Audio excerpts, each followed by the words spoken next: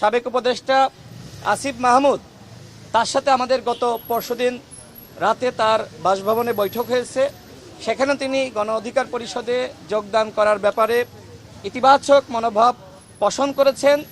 আমরা তাকে বলেছি যে তুমি আরও ভাবতে পারো, যেহেতু সে একসময় আমাদের সাথে রাজনীতি করেছে, আমাদের সাথে তার সম্পর্ক রয়েছে। সেও বলেছে যে আমি ইতিবাচকভাবে বিষয়গুলো ভাবছি, তবে চূড়ান্ত সিদ্ধান্ত নেওয়ার জন্য সময় প্রয়োজন। আসিফ মাহমুদ যেহেতু একসময় আমাদের সাথে ছাত্র রাজনীতি করেছে এবং গণঅভ্যুত্থানের সময় আমরা একসাথে কিন্তু সমন্বয় করেছি, আমাদের সাথে সে যখন সরকারে তখনও যোগাযোগ সম্পর্ক ছিল। সে গণ অধিকার পরিষদে আসবে কি আসবে না সেটি তার একান্তই ব্যক্তিগত বিষয়। সে গণ অধিকার পরিষদেও আসতে পারে, বিএনপিতেও যেতে পারে, এনসিপিতেও যেতে পারে, আবার নতুন দল গঠন করতে পারে। আমি তাকে সবগুলো পরামর্শ দিয়েছি। এখন আসিফ মাহমুদের বিষয় যে সে কী ধরনের সিদ্ধান্ত নেবে। আসিফ মাহমুদের জন্য আমরা শুভকামনা জানাই। তিনি পদত্যাগ করেছেন এবং একই সাথে তথ্য উপদেষ্টা মাহফুজ আলম পদত্যাগ করেছেন। তারা পদত্যাগ করার মধ্য দিয়ে সরকারের নিরপেক্ষতা নিশ্চিত হয়েছে, যেহেতু তাদের নেক্সাসের অন্যান্য সদস্যরা তারা একটি দল গঠন করেছে, আগামী নির্বাচনে অংশ নেবে।